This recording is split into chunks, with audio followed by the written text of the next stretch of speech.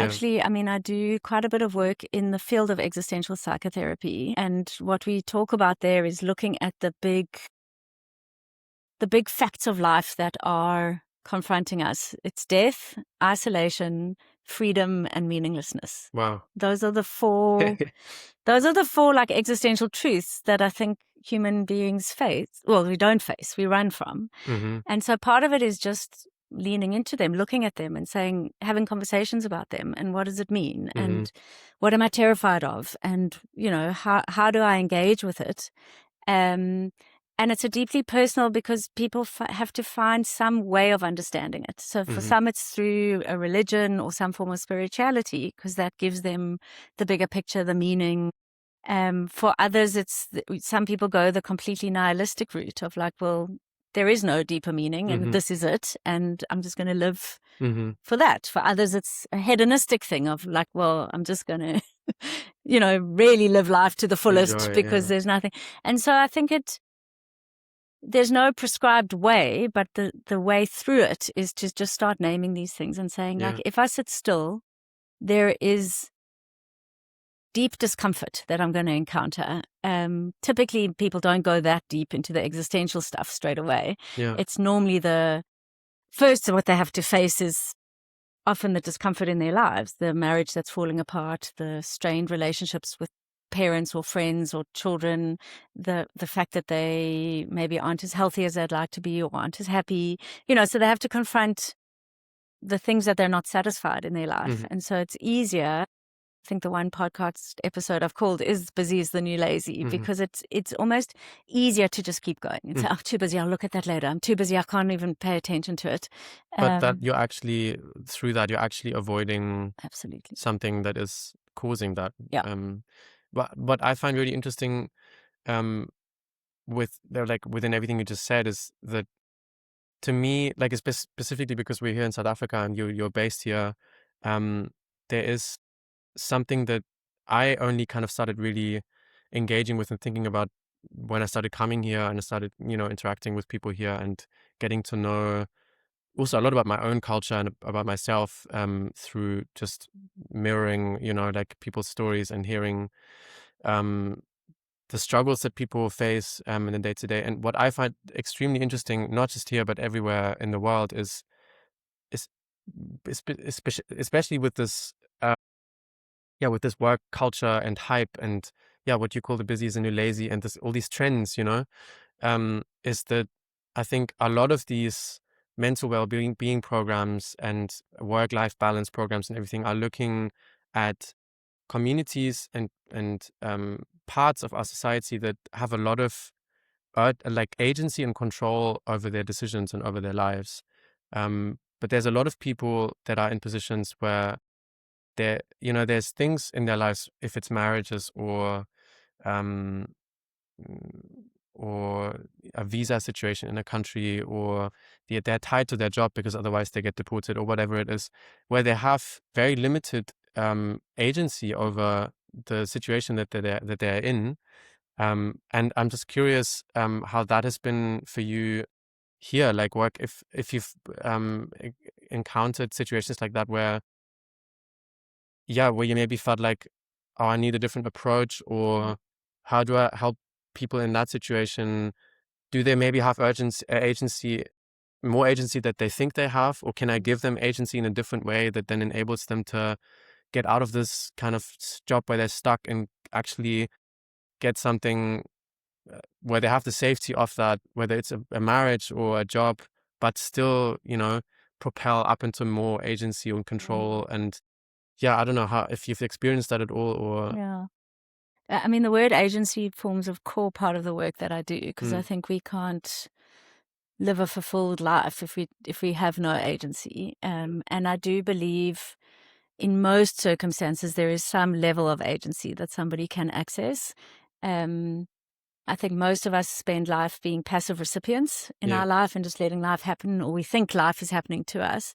And so the work that I do is, how do you become an active participant in your life, whatever that looks like. And so if you are, and I work not only in South Africa but globally as well, if you are, let's say, in a job and you cannot leave because of a visa purpose or whatever the case may be, and it's revolting and you're hating it and it's a toxic culture and boundaries are not respected and you're burning out and all of that, part of it is, well, what can you do in that situation? I always talk about Stephen Covey's circle of concern and circle of influence, which is saying there's certain things circle of control. There's certain things that will concern you and bother you and impact you, but you actually cannot do anything about. And then there are certain things that are within your control, but actually that's very limited. It's only really your thoughts and your reactions. Okay. And so in those situations, often for people, it will be, we have to start with a deep acceptance of what the current situation is. Everybody nowadays is saying it is what it is. And I know that can be annoying, but it's so powerful to say it is what it is. You're here for the foreseeable future. You need to be in this job. Mm-hmm. How do you then separate some of your emotional attachment to your work? Mm-hmm. And how do you show up and do what you can do, do it excellently, but what are you doing that's extra? Because I always believe there's part of us that's adding to it by our own angst and our own fear-fueled behavior. And so a lot of the work I do with people there is to say, again, like, how attached are you to your work from an identity perspective? So how much of this is real versus how much is it, well, if I don't keep busy and I don't keep proving myself, then who am I? And so we do a lot of that kind of work to separate it. And then sometimes it's a horrible thing to say that for now I have to stay. And it's shit. And it's revolting. And for now, because of your situation, this is what it is. Obviously, I'm not talking about if you're in an abusive marriage, then that's not safe. But if the job is not putting you in any danger, part of what makes us so unhappy and takes away our agency is where we keep railing against what is. And we're like, it shouldn't be like this. I don't want it. I hate my job. I want to get out. It's like, okay, yes, but you can't right now. So what do you do in order to survive?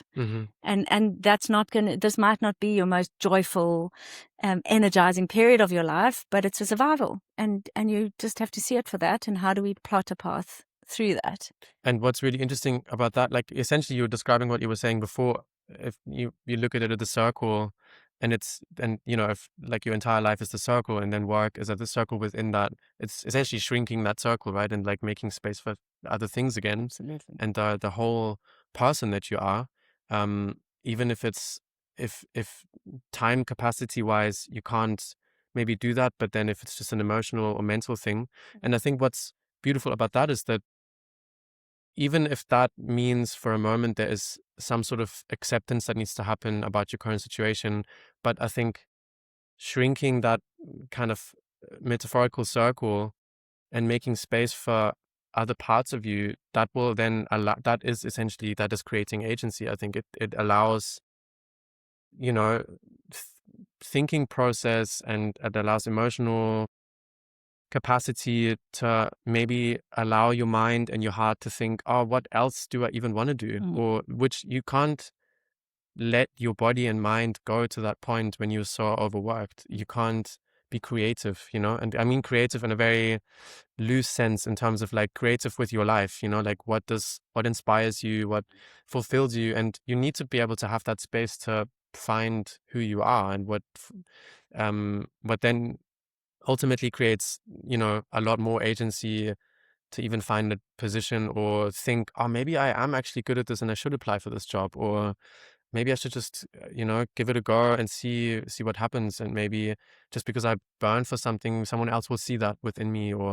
And I think that work that you're describing is essentially just making space for that, and giving, because agency is something you can't manufacture, right? It's essentially taken, or it's a balance of giving someone the space for it, and then someone actually stepping into it in a way. That's how I perceive it, at least. And that's what's really beautiful. I think that the work that you're describing is essentially just opening up space for it, and then people can tap into it, and will. It's because I think we all have a kind of innate drive to want to tap into our agency. That's, I think, who we are. We're not born like disobedient or anything. I think we all want to participate in society and in community and in culture, and we want to be part of it, and we want to be recognized for it. And it's really beautiful what you're describing is that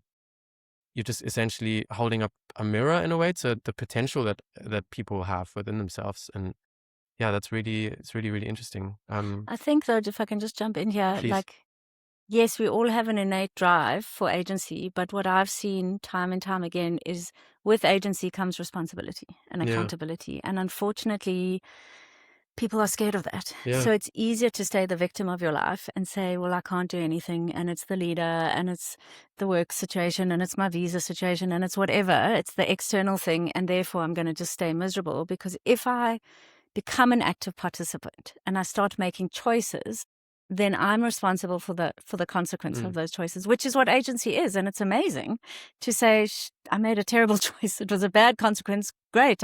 Not great. I mean, I'll have to deal with that, but I can make a different choice then. Mm-hmm. So that's the beauty when you see the upside of agency. But most people are too afraid, because if I make a choice and it's a bad choice, I don't want to have to hold myself responsible for that. And so I see a lot of it's the blame culture, and it's blaming everybody else and desperately wanting things to not be the way that they are. Mm-hmm. And I think a huge shift that I see when people start making that shift to access that innate agency is where they start realizing, well, I'm actually also responsible for where I'm at now. Mm-hmm. There were decisions I made that got me into this job. Here I am. And there are decisions that I made that for whatever reasons, I am stuck here for now, and I need to own that decision. Yeah. It didn't just happen to me. And as soon as they can own it, they can then start owning other things and make different choices. Mm-hmm. But again, busy is the new lazy, because it's more comfortable to just stay as that passive recipient and be the victim, because we don't have to confront, we don't have to own. Ownership and accountability is very hard for a lot of people, I'm realizing.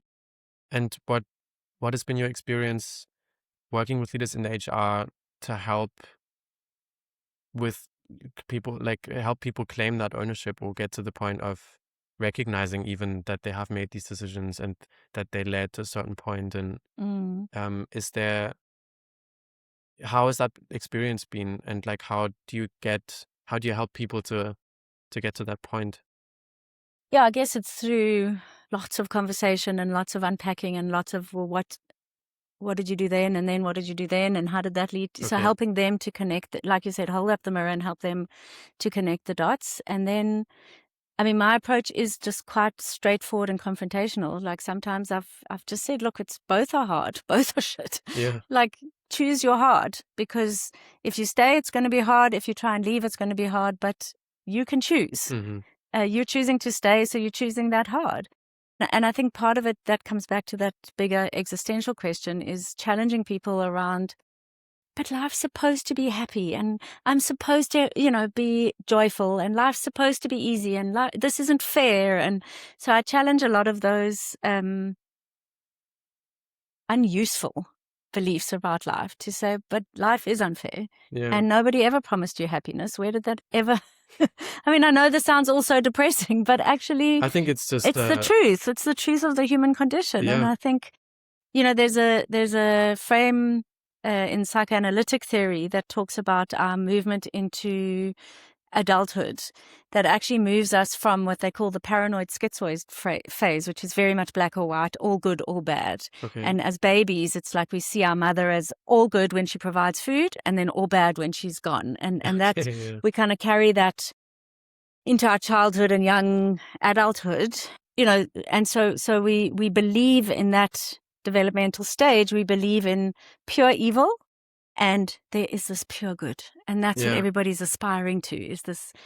But actually what true adult development is, like when you, according to this Kleinian theory, once you have reached maturity, you actually move into what she calls the depressive position.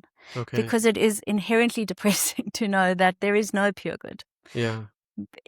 Life isn't, the human condition is messy, it's frail, it's uncomfortable, if you just look at our general emotions, the big five, we've got glad, but we've got sad, mad, and bad.